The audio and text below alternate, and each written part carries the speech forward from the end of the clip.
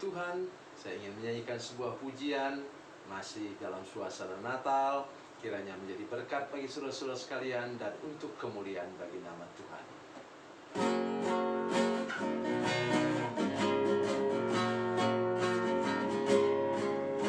Malam yang penuh damai, tentram segera malam, insan sedang tertidur lelap.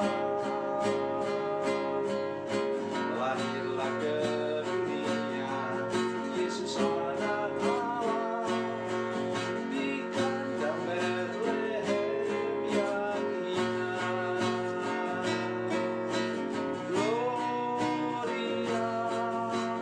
Gloria, segenap alam semesta bersoraklah. Haleluya, pujilah Dia, Raja Sorga Juru Selamat manusia.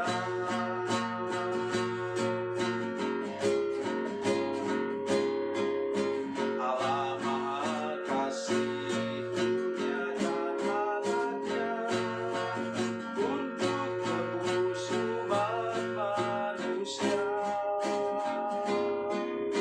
Pintu surga terbuka bagi setiap orang yang datang dan menyembah Dia.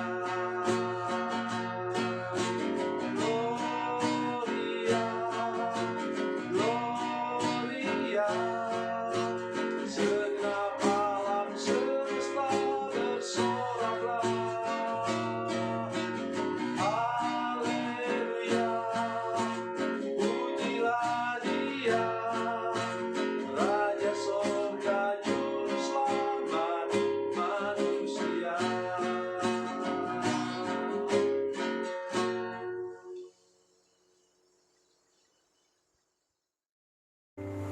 Salam saudara pemirsa, sampai jumpa kembali dengan kami dalam program Berita Pengharapan. Saudara pemirsa, saya mengajak kita untuk lebih mengerti lagi. Kalau Tuhan berfirman, maka Dia punya maksud. Walaupun kelihatan sangat negatif, tapi Tuhan punya maksud yang positif dan baik supaya kita mengerti apa yang Tuhan maksudkan. Mari kita berdoa sebelum kita lebih jauh mendengarkan firman Tuhan ini.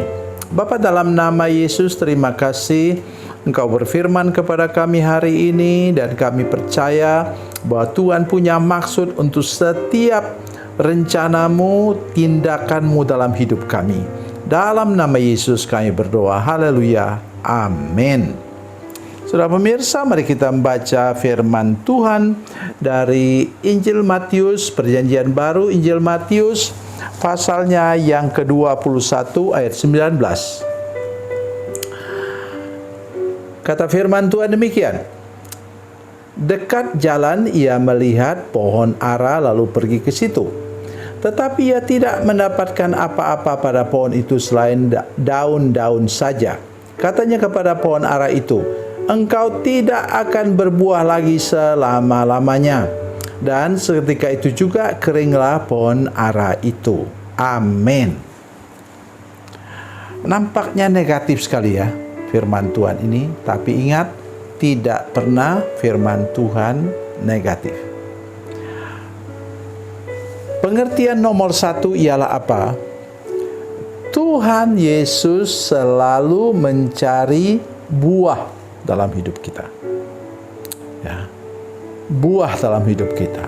Kalau saudara mengerti firman Tuhan dengan benar, saudara pasti masih ingat apa yang dikatakan dalam Yehezkiel pasal yang ke-47 ayat 12.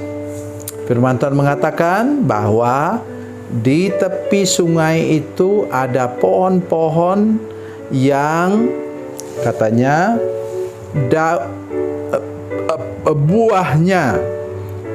buahnya menjadi makanan dan daunnya menjadi obat. Apakah pohon itu langsung tumbuh di situ saja? Tidak, saudara sekalian. Itu ingat, ini perjalanan rohani kita itu 1000 langkah sampai di mata kaki, 1000 langkah sampai di lutut, 1000 langkah lagi sampai di pinggang, kemudian 1000 langkah yang ke-4000. Ya, di sana dipakai kata hasta, tapi satu hasta itu persis satu langkah orang. Itu yang ke-4000 langkah, kemudian barulah itu menjadi sungai sehingga orang dapat berenang. Artinya apa? Kehidupan saudara harus bertumbuh, baru kemudian dia berbuah. Ingat kata-kata saya, selalu ingatkan kata-kata saya apa, saudara sekalian? Hendaklah hidup kita apa?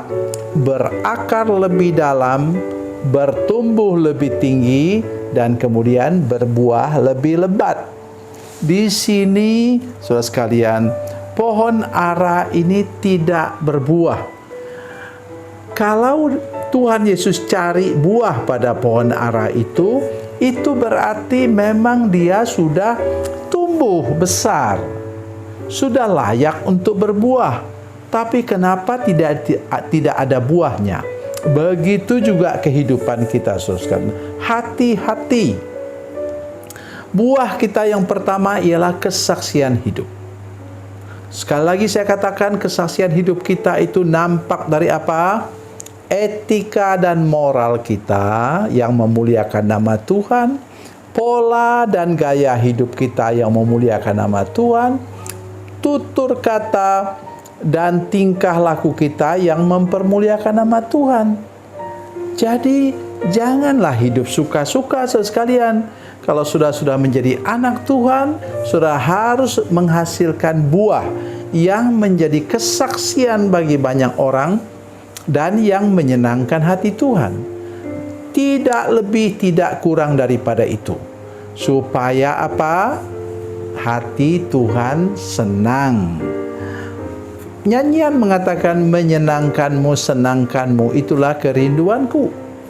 Jadi tanamkan itu di hati kita semua, saudara sekalian, bahwa kita mau memberi buah.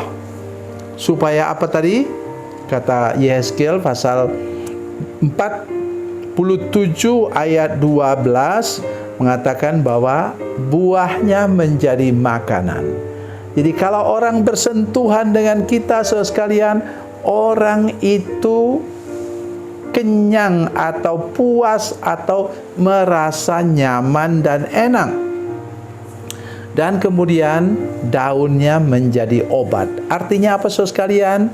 Bahwa kita itu, ingat nyanyian, kita bertemu saling menyembuhkan. Jadi kehadiran kita membuat orang punya harapan hidup.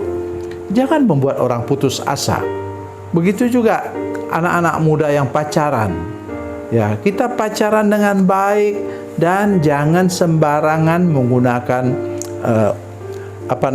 media sosial, kemudian ditampakkan di situ kita sedang pacaran dengan satu, kita juga pacaran dengan dua yang lain. Hati-hati. Tuhan murka kepada kita kalau kita membuat orang lain putus asa.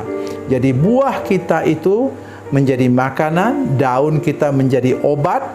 Artinya hidup kita itu haruslah memberi pengharapan baru kepada orang lain, juga termasuk keluarga kita, tetangga kita, dan juga warga jemaat di mana kita beribadah. Tuhan Yesus memberkati, Tuhan Yesus baik. Mari kita berdoa. Bapa, dalam nama Yesus, terima kasih banyak Tuhan untuk firman Tuhan hari ini. Berikan anugerah kepada kami untuk mengalami lagi kehidupan yang lebih baik, sehingga kami dapat menjadi berkat bagi orang lain. Terima kasih Tuhan. Dalam nama Yesus, haleluya. Amin.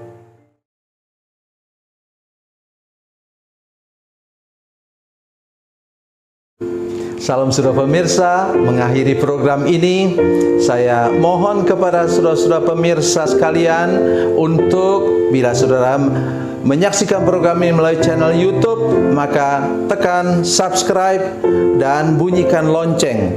Dan bila sudah menyaksikan program ini melalui channel Facebook, tolong saudara-saudara sekalian tekan like dan juga komen. Dan demikian pula bila sudah menyaksikan program Makanan Bergizi hari ini yang tertulis, maka tekan yang sama juga, tekan like dan tekan komen. Dan tolong saudara-saudara sekalian untuk membagikan program ini, share program ini di channel saudara-saudara sekalian, supaya lebih banyak lagi orang diberkati melalui program ini.